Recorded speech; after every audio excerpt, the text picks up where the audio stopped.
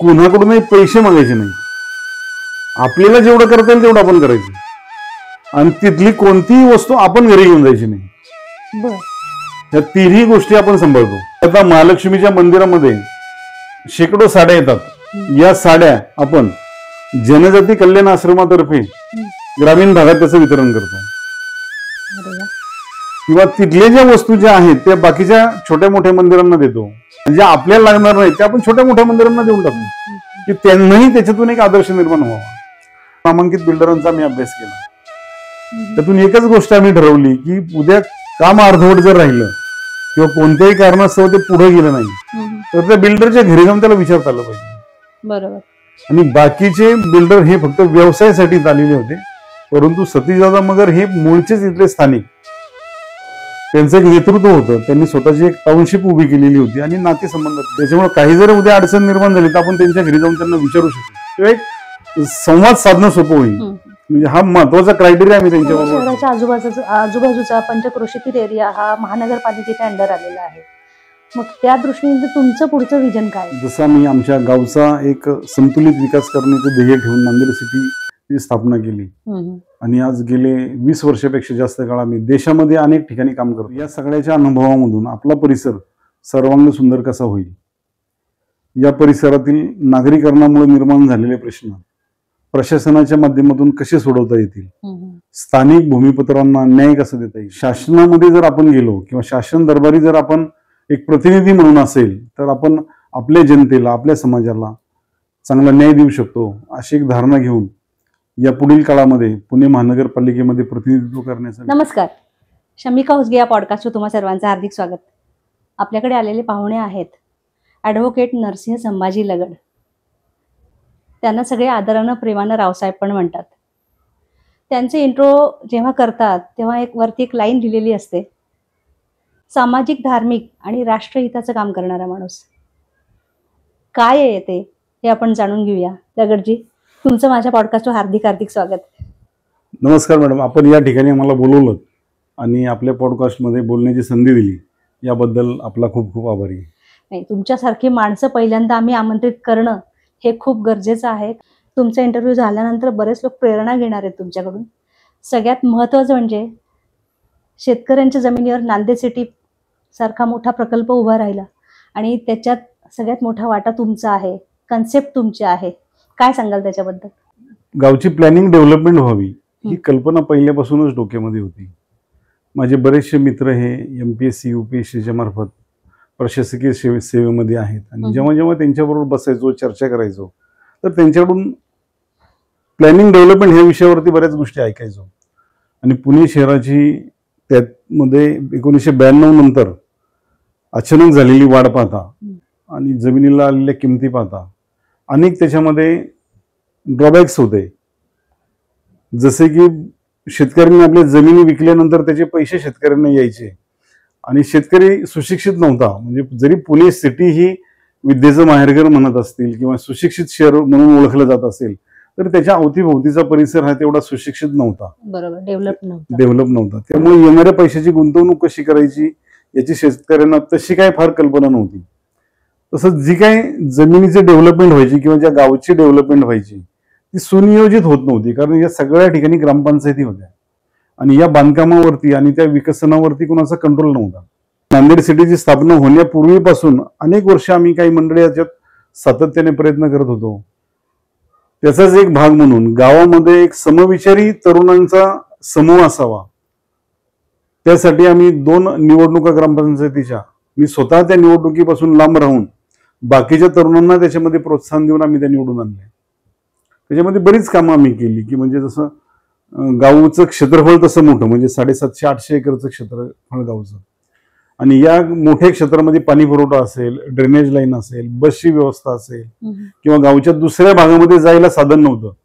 म्हणजे आज आपण जो शुभकल्याणचा पाठीमागचा ओढा पाहता तिथं त्या ओढ्यामधून 4 महिने पलीकडे जाताच येत नव्हतं। तर त्यावेळेला रामकृष्ण मोरे साहेब यांच्या फंडामधून 2-2 लाख रुपये त्या पुलाला टाकून आम्ही तिथे छोटेसे पूल बनवून घेतले। आमच्या लगड कुटुंबाची 65 एकर जमीन एका जागेवरती, प्रत्येकाचे क्षेत्रफळ असं लांब असायचं त्यामुळे जमीन वहिवाटायला अडचण यायची अशी एखाद्याने विक्री केली तर दोन्ही बाजूचं क्षेत्र डिस्टर्ब होत होतं. बरोबर. मग सतीशदादा आमचे नातेवाईकच आहेत, त्यांना निरोप देऊन असं काय आपण करू शकतो का, त्या दृष्टीने आम्ही विचार केला. आणि विचार केल्यानंतर त्यांना बोलावून घेतलं.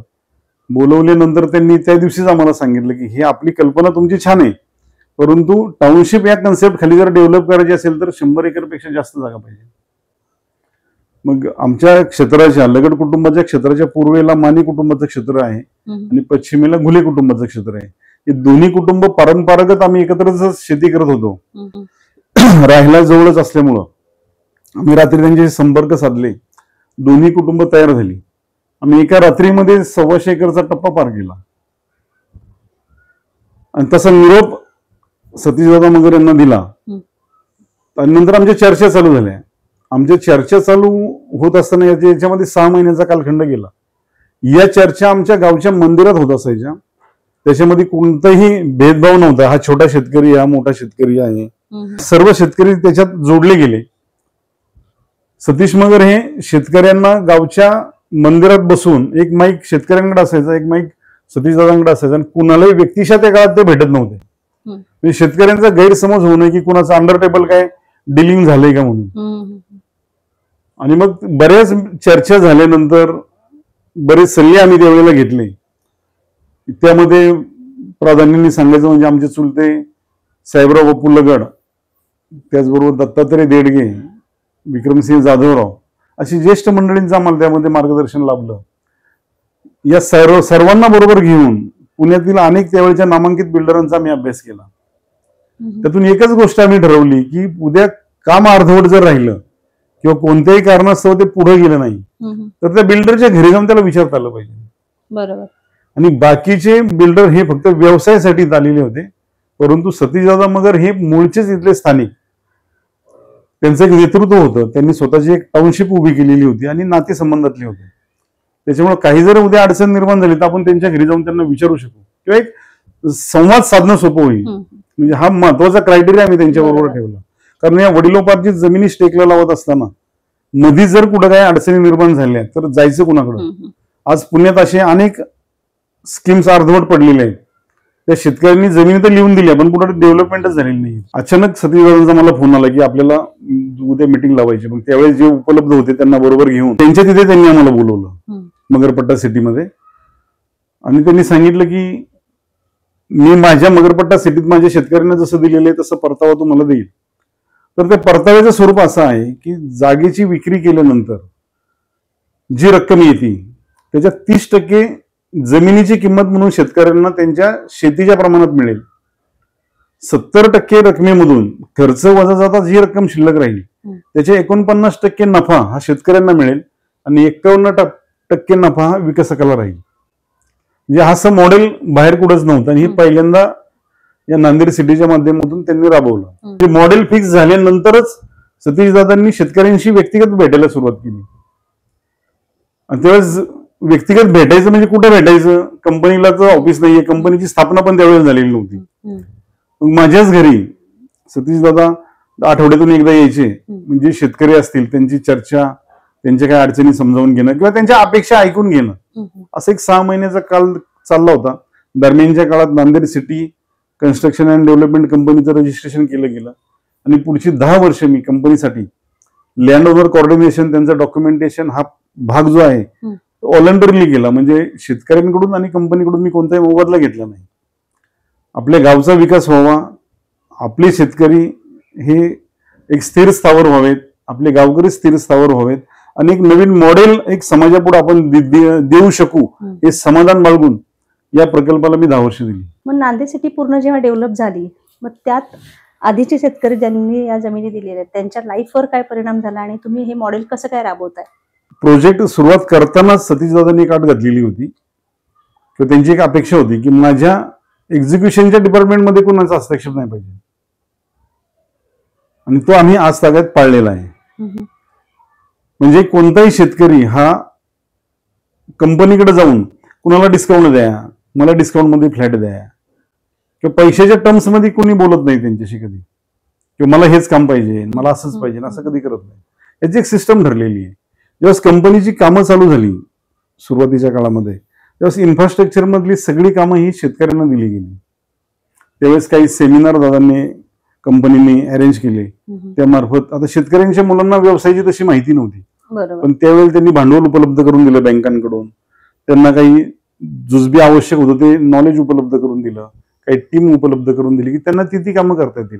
तर शेतकऱ्यांना उत्पन्न तर मिळालं पाहिजे, कारण शेतीमधला रोजगार तर बंद झालेला होता आणि ते बसून उपयोगाचं नव्हतं. म्हणून त्यांना रोजगार देण्यासाठीची कल्पना मांडून ह्या गोष्टी सुरुवातीला केल्या गेल्या. आणि इमारती पूर्ण झाल्यानंतर सेवा विभागामध्ये, म्हणजे आज गार्डन असेल, PMS असेल, सिक्युरिटी असेल, हाऊसकीपिंग असेल, याच्यामध्ये ही सगळी कामं ही स्थानिक तरुणांनाच दिलेली आहेत. याच्याबरोबरच शेतकऱ्यांना जो मोबदला मिळाला, तर या मोबदल्यातून शेतकऱ्यांनी बाहेर जमिनी घेतल्या, कुणी आपल्या व्यवसायात पैसे गुंतवले. म्हणजे साधारणपणे 50, 60, 70 किलोमीटर पर्यंतच्या परिसरामध्ये ही परत गुंतवणूक झाली आणि तिथं पण डेव्हलपमेंट झाल्या. म्हणजे डायरेक्ट आणि इनडायरेक्ट स्वरूपाच्या अनेक डेव्हलपमेंट या भागात घडत गेल्या. म्हणजे पैशाची गुंतवणुकीद्वारे डायरेक्ट डेव्हलपमेंट झाली, तसंच रोजगार निर्मितीमधून इनडायरेक्ट डेव्हलपमेंट झाली. आज इथून 30 ते 40 किलोमीटरवरून कामगार इथं नांदेड सिटीमध्ये कामाला येतात, म्हणजे प्रत्यक्ष कंपनीमध्ये येतात. आणि इथला बाकीचा रोजगार जो आहे तो वेगळाच आहे. म्हणजे त्याच्यामध्ये IT कंपनीत असेल किंवा व्यवसायामध्ये अनेक व्यवसाय इथं आहेत. आता दूध डेअरीचा व्यवसाय घेतला, आज नांदेड सिटीमध्ये 16,000 फ्लॅटमधून लोक वास्तव्य करतात. घरटी 1 लिटर दूध म्हणलं तरी 16,000 लिटरचं या ठिकाणी सप्लाय होतो. खूप मोठी उलाढाल इथे, म्हणजे फक्त दुधाचा आपण विषय घेतला तर पेपर आहे, म्हणजे असं लॉन्ड्री व्यवसाय आहे. हा एक प्राथमिक सांगितलं मी आपल्याला एक उदाहरण म्हणून.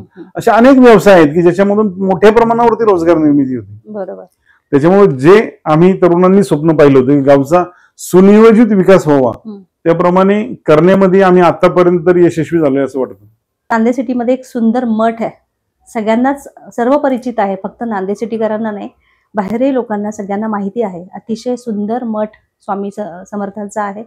त्यात अनेक देवतांचे तुम्ही प्राणप्रतिष्ठा पण केलेल्या आहेत. ही कल्पना कशी काय सुचली तुम्हाला की इतकं सुंदर मंदिर? आणि कल्पना सुचली म्हणण्यापेक्षा तुमच्याकडून स्वामींनी इतकं सुंदर मंदिर करून घेतलं, काय सांगाल याच्याबद्दल? आता ज्या ठिकाणी मठ आहे ती आमची वडिलोपार्जित मिळकत आहे. त्या ठिकाणी पूर्वंपार महालक्ष्मीचं शेतामधलं एक मंदिर होतं. पण नांदेड सिटी आल्यानंतर याचं नक्की करायचं काय हे आम्ही कोणी ठरवलेलं नव्हतं. माझे काका रामदास शिवराम लगड ही त्याची देखभाल पाहिजे. त्यांच्या लहानपणापासून पुढे जाऊन जशी ही नांदेड सिटी वाढत गेली, तर एक असं लक्षात आलं की आपली संस्कृती टिकायची असेल तर काहीतरी करणं गरजेचं आहे. 1-2 उत्सवांमध्ये असा प्रसंग आला नांदेड सिटीमध्ये, त्या उत्सवाच्या वेळेला कंपनीने परवानगी नाकारली. साहजिकच होतं. ज्यावेळेस माझी या संदर्भात कंपनी मॅनेजमेंट बरोबर चर्चा झाली, तर त्यांनी सांगितलं की कंपनी हा विषय वेगळा आहे आणि सण समारंभ उत्सव हा विषय वेगळा आहे.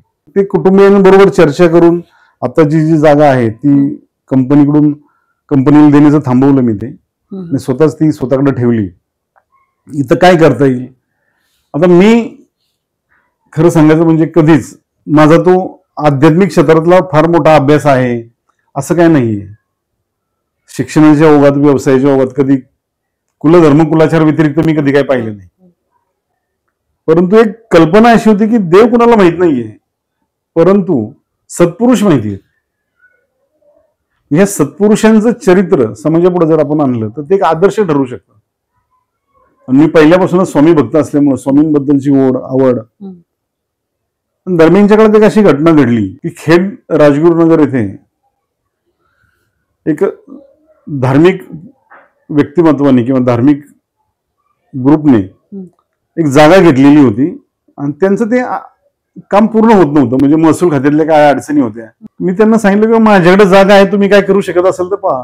कारण आपण आपले सण समारंभ साजरे केले तर संस्कृती टिकणार आहे, संस्कृती टिकली तर धर्म टिकणार आहे. बरोबर.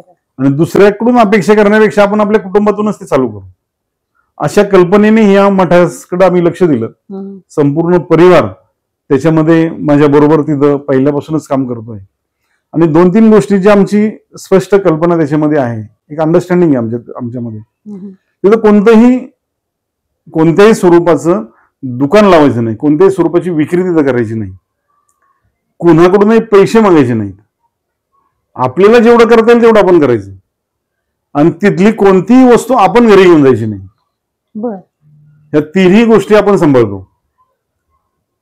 म्हणजे आता महालक्ष्मीच्या मंदिरामध्ये शेकडो साड्या येतात. या साड्या आपण जनजाती कल्याण आश्रमातर्फे ग्रामीण भागात त्याचं वितरण करतो. अरे वा. किंवा तिथले ज्या वस्तू ज्या आहेत त्या बाकीच्या छोट्या मोठ्या मंदिरांना देतो. म्हणजे मोठ्या उत्सवात जे काही वस्तू तिथं जमा होतील आणि ज्या आपल्याला लागणार नाहीत त्या आपण छोट्या मोठ्या मंदिरांना देऊन टाकतो की त्यांनाही त्याच्यातून एक आदर्श निर्माण व्हावा. एक सांगायला आनंद वाटतो की आपल्या मठातर्फे आपण अनेक धार्मिक उपक्रम आपल्या तिथे राबवतो, परंतु आपल्या बरोबरच आपण आपल्या पंचक्रोशीमध्ये ग्रामीण भागामध्ये एक महाआरती करण्याबद्दलचं एक प्रबोधन हाती घेतलेलं आहे. आपण त्या देवस्थानमध्ये जातो, त्यांची भेट घेतो. जे मंडळांकडे महाआरती चालू असेल त्यांना प्रसाद देतो. त्या प्रसादामध्ये गेले काही वर्ष आपण सातत्य ठेवलेले आहे. जे करत नसतील तर त्याचे फायदे त्यांना समजावून सांगतो की आपण महाआरती करत गेलो किंवा दैनिक आरती जरी करत गेलो तर त्या वाडी वस्तीमधले 4 लोक तिथे येणार आहेत. एक साधं उदाहरण मी तुम्हाला सांगतो की एखाद्या वाडीमध्ये विठ्ठलाचं मंदिर आहे, तिथं आरती होत नाही, दिवा लावून तिथले पुजारी निघून जातात. आम्ही त्यांना सांगितलं की तुम्ही आरती करायला सुरुवात करा. चौकात बसलेल्या 4 वयस्कर मंडळींना बोलवून त्यांच्या हस्ते चालू करा. आज त्या वयस्कर मंडळींना किती समाधान वाटतं, अरे माझ्या हस्ते आज परमेश्वराची आरती झाली. किती छान कल्पना. आणि हळूहळू लोक त्याच्याशी जोडले जातात. बरोबर. एक त्यांना एक आपली कोणीतरी विचारपूस करतंय ही एक भावना निर्माण होते. समाज आणि ते मंदिर नावाची गोष्ट यांचं एक अतूट नातं तयार होतं. आपल्याकडे मंदिर हे फार सायंटिफिकली केलेलं आहे. म्हणजे मंदिर ह्या विषयावरती आपण अनेक सेमिनार अरेंज करतो. मंदिराची रचना, मंदिर आपले पॉवर पॉइंट कसे आहेत, मंदिरामधून युनिव्हर्सल एनर्जी आपल्यात कशी येते, पूर्वीची आपली मंदिरं ही डोंगरावरतीच का होती, त्याच्या बाहेर पाणवठेच का होते. तर अशा पद्धतीचे अनेक सेमिनार आपण त्याच्यामध्ये अरेंज करतो. म्हणजे फक्त मंदिर केले, लोकांनी यावं, तिथं काहीतरी द्यावं आणि आपण ते घरी घेऊन जावं असे बिलकुल आपण तिथं काही करत नाही. ज्याला ज्या पद्धतीची त्या ठिकाणी पूजा अर्चा करायची असेल, कुणी अभिषेक करतात, कुणी नमस्कार करतात, कुणी प्रसाद घ्यायला येतात, कुणी मेडिटेशन करतात, कुणी नामस्मरण करायला येतात, कुणी आरती करायला येतात. प्रत्येक भाविकाचा त्याला जो भाव आवडेल त्या पद्धतीत तो तिथे येऊन त्याचा आनंद घेतो. बरोबर. आणि भाविकांनी येऊन तिथं त्याचा आत्मिक आनंद घ्यावा हाच आपला एक प्रयत्न असतो त्याच्यामधून. स्वामी समर्थांचा मठ हे केलाच आहे, त्याच्यानंतर शंकराचं मंदिर काही काळाने तिथे उभं केलं. मग ती काही कल्पना आधीच होती का काय, नंतर प्रत्येकाची रिक्वायरमेंट होती का, प्रत्येक भक्तगण विचारायला लागला होता की आम्हाला शंकराचं मंदिर पण हवंय म्हणून तुम्ही उभं केलं होतं? नाही, कल्पना अगोदरपासूनच होती. कारण आदिशक्ती आदिमाया हे आपलं अधिष्ठान आहे. परंपरागत मंदिर आपलं असल्यामुळे त्याचा जीर्णोद्धार अगोदर झाला आणि शंकराच्या मंदिराची प्रतिष्ठापना पिंडीची नंतर झाली. त्यात अजूनही घटना म्हणजे फार गमतीशीर घटना आहे. त्या एक विदर्भामध्ये गिरे काका म्हणून सत्पुरुष आहेत. त्यांना असंच वाटलं की अनेक गोष्टीतून त्यांचा आपला सहवास आहे. आता त्यांनी हनुमानाची जी मूर्ती आपण पाहतो ना ती विदर्भातून घेऊन आले. इथं पूजा अर्चा कशी करायची त्यांनी सांगितलं आणि निघून गेले.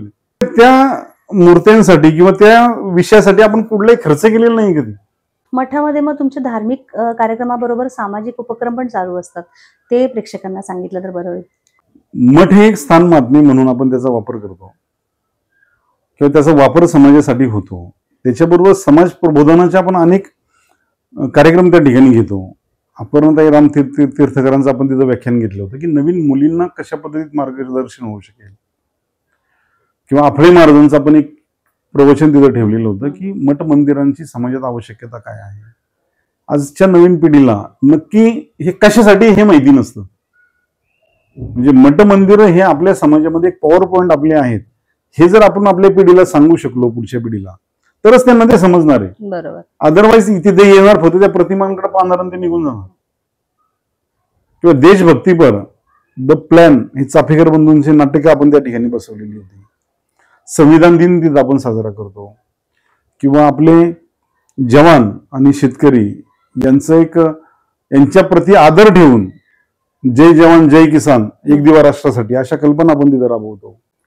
तर असे अनेक उपक्रम आपण त्या ठिकाणी करतो. समाजही तेवढा आपल्या त्या प्रकल्पाला प्रतिसाद देत असतो.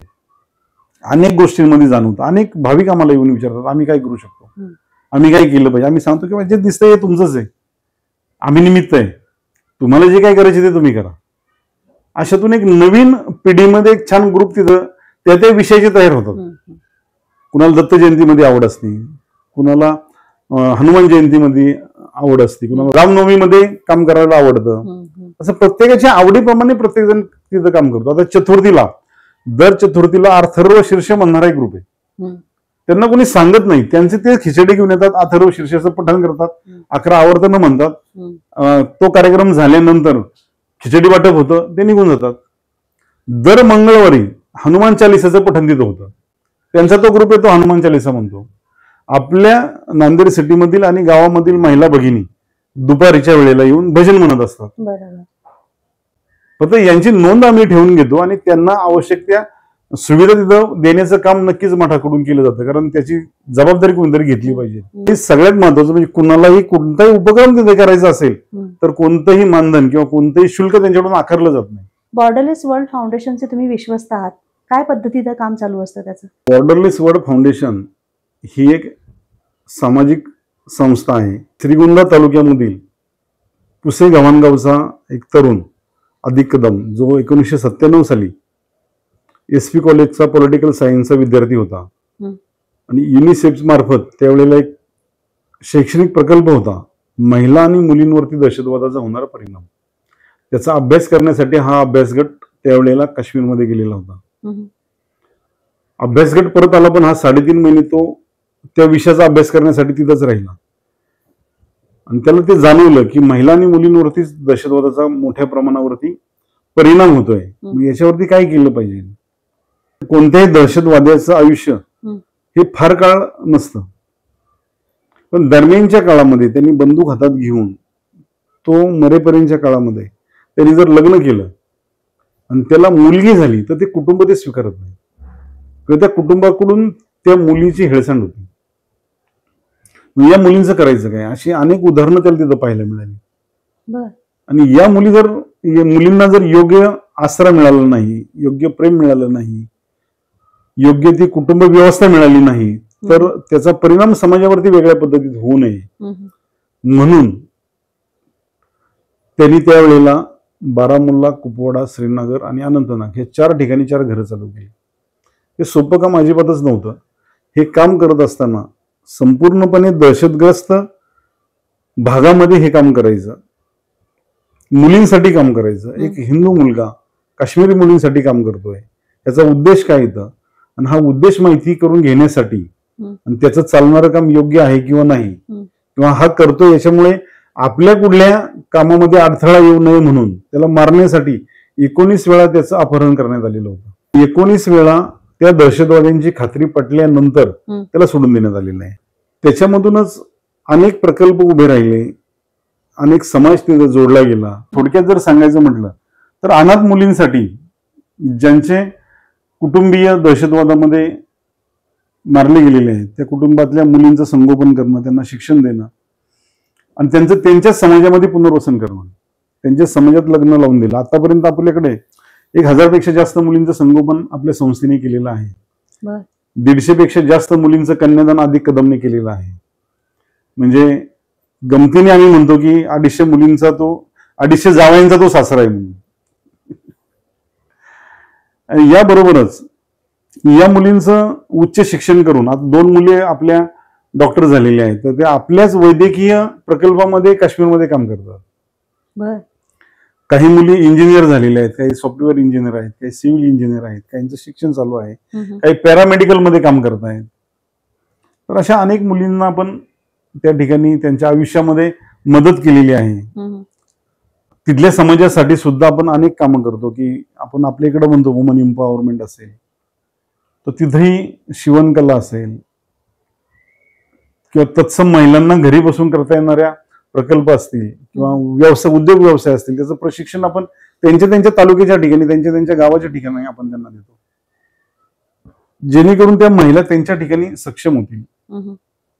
याबरोबरच आर्मीच्या माध्यमातून आपला दरवर्षी 100 पेक्षा जास्त डॉक्टरांचा समूह काश्मीरमध्ये जाऊन आर्मी बरोबर अनेक वेगवेगळ्या ठिकाणी कॅम्प घेऊन साधारणपणे 60,000 पेक्षा जास्त लोकांना तिथं आपण तपासणी करून तिथं त्यांना ट्रीट करत असतो. अधिक एकदा कुपवाडावरून चाललेला असताना एक गर्भवती महिला, टांग्यातून तिला हॉस्पिटलमध्ये न्यायचं काम चालू होतं आणि खड्ड्यात टांगा आपटला, ती खाली पडली आहे ती आणि ते बाळ दोन्ही त्याच्यात मृत्यू पावलं.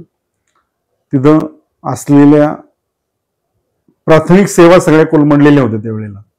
आपण यांच्यासाठी, या समाजासाठी काय करू शकतो? मग ॲम्ब्युलन्सची कल्पना त्याच्या डोक्यात आली. मग त्यावेळेस सुरुवातीला एक ॲम्ब्युलन्स तिथं दिली. ही ॲम्ब्युलन्स तिथल्या, ज्याला आपण DHO म्हणतो, डिस्ट्रिक्ट हेल्थ ऑफिसर किंवा डिस्ट्रिक्ट हेल्थ ऑफिस, त्यांच्याशी कनेक्ट करून देऊन त्या भागामध्ये सर्व्हिस प्रोव्हाइड करायला दिली. परंतु पुढे जाऊन आपण त्या वैद्यकीय प्रकल्पामध्ये अनेक बदल केले, जशी trauma care ambulance, critical care ambulance, की जागेवरतीच काय झालं तर डॉक्टर त्याच्यामध्ये असेल, छोटीशी OPDची त्याच्यामध्ये व्यवस्था असेल, की त्यांना तिथून जिल्ह्याच्या ठिकाणी आणायचं म्हणजे मोठा टास्क असतो गावामधून. मग छोटे छोटे ऑपरेशन तिथं कशी करता येतील, अशा कल्पना राबवून आपण हे ॲम्ब्युलन्सेस चालू केले. आणि पुढे जाऊन आपण मोबाईल मेडिकल सर्व्हिस आपण चालू केली, ज्याला काश्मीर लाईफलाईन म्हणून आपली तिथं प्रसिद्ध आहे. त्याच्यामध्ये डॉक्टर असतात, लॅब असते आपली आणि औषधं असतात. ती गावात जाऊन कॅम्प घेतात. कुणाला काय आजार झाला असेल तर त्या आजाराप्रमाणे त्याची लगेच लॅब असल्यामुळं, लॅब टेक्निशियन बरोबर असल्यामुळे टेस्ट होती. डॉक्टर तिथल्या तिथं सांगतात की याला कोणतं औषध द्यायचं, तो माणूस योग्य ते औषध घेऊन घरी जातो. अशा देशभरामध्ये आपल्या 39 मोबाईल मेडिकल युनिट्स कार्यरत आहेत. अनेक रचनात्मक विधायक काम तुम्ही अगदी खूप छान पद्धतीने करताच आहात. त्याचबरोबर पर्यावरण संवर्धनाचं पण काम चालू आहे, त्याबद्दल काय सांगा? मनुष्य हा एक प्राणी आहे आणि तो निसर्गावरती अवलंबून आहे. आपण फक्त मनुष्यांनी स्वतःला पर्यावरणापासून लांब करून घेतल्यामुळं अनेक समस्या निर्माण झालेल्या आहेत. आणि कुठेतरी आपण त्या निसर्गाचाच एक भाग आहोत. पर्यावरण म्हणजे काय, निसर्गच आहे शेवटी. एकदा मी डेक्कनला चाललेलो असताना थांबलेलो होतो त्या लकडी पुलावरती, कोणाची तरी वाट पाहत थांबलो होतो. नदीकडे लक्ष गेलं माझं, ते काळं पाणी चालू होतं, वाहत होता. पूर्वी आम्ही ज्या ठिकाणी आता आपला मठ आहे तिथे शेतीतून आम्ही पाणी, शेताला पिकाला पाणी देत खाली आलो ना की नदीत आंघोळ करायचो. यथेच्छ पाणी प्यायचो, नदीचं पाणी प्यायचो. इतकं स्वच्छ होतं, इतकं स्वच्छ पाणी होतं ते. आणि मग बांधावरती येऊन भाकरी खायचो, परत आंघोळ करायचो, तेच पाणी प्यायचो. एवढं स्वच्छ पाणी होतं. ते पाहिल्यानंतर फार वाईट वाटलं. याच्यासाठी आपण काय करू शकतो?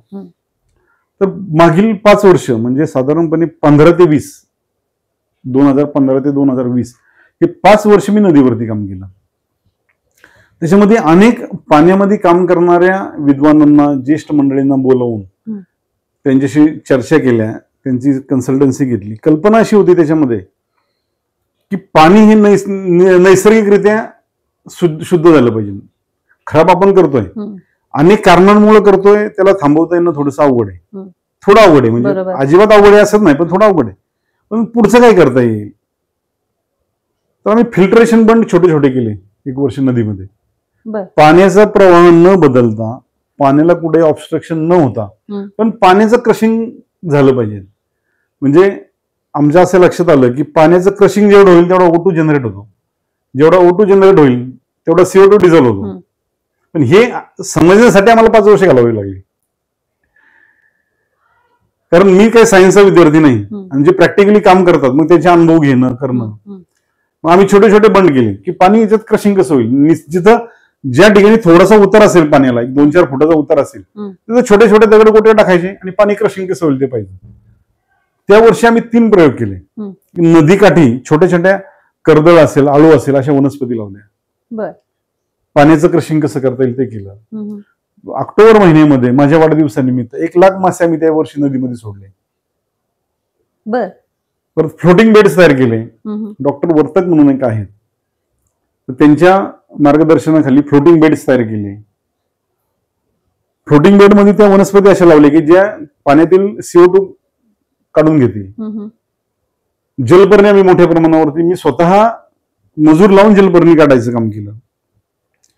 आणि त्या वर्षी आम्हाला बऱ्यापैकी यश आलं. आमच्या पाण्याचा रिपोर्ट हा 65% ते 70% क्लिअर आला. त्याच्यावरूनच नांदेड ग्रामपंचायती बरोबर आणि आमची जी एक earnest friends of humanity foundation नावाची संस्था आहे, त्यामार्फत आम्ही एक कोलॅबोरेशन केलं आणि वेटलँड सिस्टमचा प्रोजेक्ट आम्ही नांदेड गावामध्ये केला. तर तो प्रकल्प आम्ही इंडियन ग्रीन बिल्डिंग काउन्सिलनंतर सबमिट केला. तर आम्हाला त्याचं नॅशनल प्लॅटिनम सर्टिफिकेशन मिळालं. प्रकल्प साधाच होता, छोटाच होता, की येणारं ड्रेनेजचं पाणी एका खड्ड्यात अडवायचं आणि त्याच्यामधून एक सायंटिफिकली ते पुढे तो प्रवाह जाणार आणि शेवटी 80% ते पाणी शुद्ध व्हायचं. त्यासाठी मी फार प्रयत्न केले की असे प्रकल्प प्रत्येक ड्रेनेज लाईनला जोडले गेले पाहिजेत, की त्या ड्रेनेज लाईनची सिस्टमच तशी असली पाहिजे की नदीला जोडत असताना की त्या पद्धतीत ते गेलं तर नदीत पाणी जाताना आज 100% दूषित जाते, कमीत कमी 60-70% तरी ते शुद्ध पाणी तिथं जाईल. बरोबर. तसा मी एक प्रकल्प त्यावेळेला केला, त्याचा आम्हाला IGBCचं नामांकन मिळालं. ते नामांकन बरोबर घेऊन आम्ही Netaji Subhash university of technology Delhi यांच्या बरोबर सामंजस्य करार करून तिथेही आम्ही अनेक प्रयोग केले. दरम्यानच्या काळात त्यांनी आम्हाला यमुना नदीवरती काम करण्याची संधी दिली, पण यमुनेचा असणारा मोठा प्रवाह आणि आमच्या असणाऱ्या मर्यादा आणि नंतर तिथल्या काही राजकीय घडामोडी, त्यामुळे आम्हाला पुढे त्याच्यामध्ये त्यांच्याबरोबर जाता आलं नाही, कारण आमचं आर्थिक पाठबळ आणि त्यांच्या अटी शर्ती ह्या थोड्याशा जुळल्या नाही. त्यामुळे आम्ही तिथं मग थांबलो त्या विषयावरती. त्यांच्याकडे ते सगळं सुपूर्त केलं, आम्ही थांबलो. तर याच्याबरोबरच नदीचं प्रदूषण होऊ नये किंवा आपण याचं पाहतो की गणपती विसर्जन झाल्यानंतर शाडू माती प्लॅस्टर ऑफ पॅरिसच्या मूर्ती असतात, आपण त्या नदीत विसर्जित करतो, पाणी खराब असतं. मग ते आपल्यालाच बरोबर वाटत नाही, आपल्या देवतांची अशी विटंबना होती. ह्याला पर्याय काय? आम्ही नेहमी समाजात काम करताना पर्याय देतो. आपण आपल्या मठामार्फत मूर्ती आमची किंमत तुमची, शंकर महाराज सेवा मंडळ चिंचवड यांच्याकडे हा प्रकल्प चालतो. त्यांच्याकडून आम्ही कल्पना घेतली, त्यांच्याकडून आम्ही मूर्ती विकत घेतल्या. पहिल्या वर्षी आम्ही 2 लाखाच्या मूर्ती विकत घेतल्या. मूर्ती आमची किंमत तुमची, आणि आम्हाला 1,35,000च मिळाले त्याच्यातून. त्या प्रकल्पामध्ये असं असतं की मूर्ती आपण लावून ठेवायची, निर्मिती मूल्य त्याच्यावरती लिहायचं. भाविक येतील, ते जे पैसे देतील ते डब्यात टाकतात आणि मूर्ती घेऊन जातात. आपण कोणती किंमत त्यांना सांगत नाही, कोणालाही विचारत नाही की ही मूर्ती तू केवढ्याला घेतली. असं 5 वर्ष सातत्याने आपण प्रयोग केले. आज एका गोष्टीचा सांगायला आनंद वाटतो की नांदेड सिटी परिसरामध्ये 50% पेक्षा जास्त गणेश मूर्तींचे स्टॉल हे शाडू मातीचे असतात. त्याबरोबरच आपण शाळांमध्ये पण त्यावेळेला 4 वर्ष आपण सेमिनार घेतले की घरगुती मूर्ती कशी बनवायची, प्रबोधन पण आपण त्याच्यामध्ये केलं. आपल्या नांदेड सिटी गावात आणि पंचक्रोशीमध्ये जे निर्माल्य तयार होतं ते सगळं निर्माल्य आपण मठामध्ये गोळा करतो. भाविकांना आवाहन करतो की निर्माल्य तुम्ही इथं द्या. ते निर्माल्यापासून खत तयार करतो आणि ते खत फ्लॅट धारकांना त्यांच्या बागेमधून, त्यांच्या टेरेसमधील, त्यांच्या गच्चीतील झाडांना आपण ते मोफत देतो. किती सुंदर कल्पना आहे. डॉक्टर कर्नल नाईक म्हणून एक सद्ग्रस्त आहेत, ते कॅन्सरवरती काम करतात आणि बऱ्यापैकी त्यांच्या प्रयोगाला यश आलेलं आहे. तर मग त्यांनी आवश्यक असलेले मदर प्लॅन्ट्स आपण आपल्या तिथे तयार केले. त्यांना तर आपण देतो, ते पूर्ण मोफत आपण देतो. त्याचा होणारा सगळा खर्च आपल्या व्यक्तिगत कुटुंबाच्या उत्पन्नातून होतो. पण तिथं आपण एक हनुमान फळ म्हणून एक वनस्पती आहे की ती जर माणसाने नित्यपणे सेवन केली तर कॅन्सर सारख्या आजारापासून आपण लांब राहतो. हे मेडिकल अप्रूव्ड आहे. हो, अशा अनेक वनस्पती आपण आणून की त्या लोकांना माहिती झाली पाहिजे. आयुर्वेद म्हणजे काय, तर हेच जे काय आपल्या सभोवतालचं जे आहे ते जर सहजगत्या उपलब्ध झालं तर वापरतात लोक. पण याच्यामध्ये आम्ही कोणताही दावा करत नाही, हेच वापरा आणि हेच करा. ज्याला माहिती असेल त्याने ते घ्यावं, त्याचा वापर करावा, त्याचा लाभ घ्यावा, त्याचा आनंद घ्यावा, ही आमची भूमिका असते. आपण निळकंठेश्वर मंदिराच्या तिथे अनेक औषधी वनस्पती लावतो. आज तुम्ही पाहिलं तर पूर्वीचा डोंगर आणि आजच्या डोंगरामध्ये फार फरक आहे. दोन्ही बाजूने रस्त्याच्या देवस्थानच्या माध्यमातून आम्ही झाडांचं तिथं वृक्षारोपण केलेलं आहे. वरती सुद्धा छानपैकी गार्डन तयार केलेलं आहे. ज्यांना गार्डनला मदत लागेल त्यांना आम्ही वनस्पती उपलब्ध करून देतो, झाडे उपलब्ध करून देतो की ही सृष्टी आहे छानपैकी हिरवीगार झाली पाहिजे आणि जशी होती तशी ठेवण्याचा आपण प्रयत्न केला पाहिजे, अशी त्यामागे भावना. त्याचबरोबर तुम्ही ऐतिहासिक विषयांवर पण काम करताय, त्याच्याबद्दल ऐकायला आवडेल. आपल्याला आपल्या इतिहासाचा नेहमीच अभिमान असला पाहिजे. आपल्याला इतिहास माहिती असेल तर आपण आपला वर्तमान काळ चांगला जगू शकतो आणि आपण आपला इतिहास आपल्या पुढच्या पिढीला जर सांगितला तर त्यांना हे समजणार आहे की आपल्या भूतकाळात आपण कोणत्या परिस्थितीत होतो. आणि सुदैवानं आपल्या महाराष्ट्राला ऐतिहासिक परंपरा फार मोठी आहे. छत्रपती शिवाजी महाराज आपल्याच भूमीत घडले आणि त्यांचा आदर्श ठेवून आज आमच्यासारखी तरुण पिढी या ठिकाणी काम करते. तर महाराजांच्या शिवजयंतीचे उत्सव आपण या ठिकाणी साजरे करतो. त्याचप्रमाणे संभाजी महाराजांचं बलिदान विशेषतः तरुणांच्या लक्षात राहून त्यांचं धर्मप्रेम, आज त्यांची जी हालापेष्टा त्यावेळेला औरंगजेबाने केली तरी सुद्धा त्यांनी शेवटच्या क्षणापर्यंत आपला धर्म बदलला नाही. तर ही या गोष्टीची माहिती, या गोष्टीची जाणीव नवीन पिढीला व्हावी म्हणून आम्ही संभाजी महाराजांचं बलिदानाचं स्मरण ठेवून बलिदान मास साजरा करतो. ज्याप्रमाणे काही महिला नवरात्रीमध्ये कडक उपवास करतात, त्याप्रमाणे या महिन्यामध्ये बलिदान मास हा पूर्ण महिना अनेक तरुण पाळतात.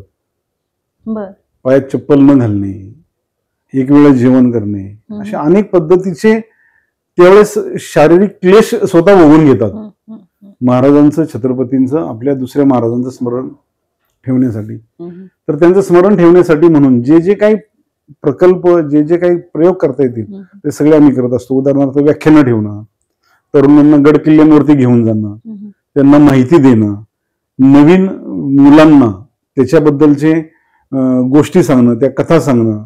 पूर्वीचे शस्त्रास्त्र असतील, आपल्या तिथे डॉक्टर लता अकलूजकर मॅडम म्हणून आहेत, त्या इतिहास संशोधिका आहेत, त्यांच्या माध्यमातून आपण अनेक व्याख्यानं या ठिकाणी घेतलेली आहेत. किंवा दत्ताजी नलवडे आपले इतिहास संशोधक आहेत, तर त्यांच्या माध्यमातून अनेक शस्त्र प्रदर्शन आपण या ठिकाणी घेतलेली आहेत. त्याचप्रमाणे तानाजी मालुसरे, नरवीर तानाजी मालुसरेंच्या जीवनावर आधारित किंवा त्यांचं एक टपाल तिकीट आपण व्यक्तिशः शासनाच्या पाठीमागे लागून त्याला मंजुरी करून घेऊन ते आणलेलं आहे.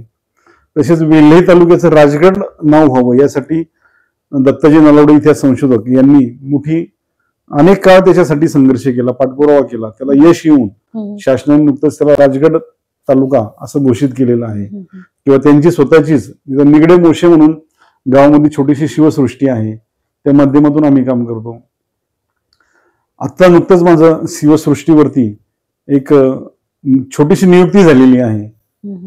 या निमित्ताने मी सांगू इच्छितो की आपला इतिहास आपण जर आपल्या पुढच्या पिढीला सांगितला, दाखवला तरच तो त्यांना माहिती होणार आहे. बरोबर. जर आपण तो त्यांना सांगितला नाही तर त्यांना त्याबद्दलची काहीच कल्पना राहणार नाही. फक्त गड किल्ल्यांवरती जाणं, एक ट्रेकला जायचं म्हणून जाणं आणि येणं याचा उपयोग नाहीये. पुणे शहराच्या आजूबाजूचा पंचक्रोशीतील एरिया हा महानगरपालिकेच्या अंडर आलेला आहे. मग त्या दृष्टीने तुमचं पुढचं विजन काय? पुणे महानगरपालिकेची व्याप्ती दिवसेंदिवस वाढत चाललेली आहे आणि वाढत्या शहरीकरणाबरोबर इथले प्रश्नही वाढत चाललेले आहेत. जसा मी आमच्या गावचा एक संतुलित विकास करण्याचे ध्येय ठेवून नांदेड सिटीची स्थापना केली आणि आज गेले 20 वर्षापेक्षा जास्त काळ आम्ही देशामध्ये अनेक ठिकाणी काम करतोय. तर या सगळ्याच्या अनुभवामधून आपला परिसर सर्वांग सुंदर कसा होईल, या परिसरातील नागरीकरणामुळे निर्माण झालेले प्रश्न प्रशासनाच्या माध्यमातून कसे सोडवता येतील, स्थानिक भूमिपुत्रांना न्याय कसा देता येईल, या दृष्टीने निश्चितच आम्ही प्रयत्न करत आहोत. आणि हे प्रयत्न करत असताना शासनामध्ये जर आपण गेलो किंवा शासन दरबारी जर आपण एक प्रतिनिधी म्हणून असेल तर आपण आपल्या जनतेला, आपल्या समाजाला चांगला न्याय देऊ शकतो अशी एक धारणा घेऊन या पुढील काळामध्ये पुणे महानगरपालिकेमध्ये प्रतिनिधित्व करण्याचा विचार आहे.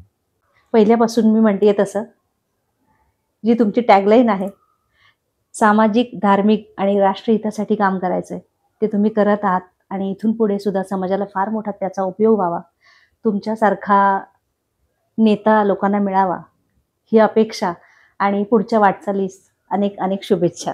तुम्ही इथे आलात, अगदी अमूल्य वेळ दिलात, मनापासून धन्यवाद. आपण या ठिकाणी बोलून आजपर्यंतच्या जीवनामधील अनुभव व्यक्त करण्याला संधी दिली त्याबद्दल आपलेच खरोखर खूप खूप आभार. धन्यवाद.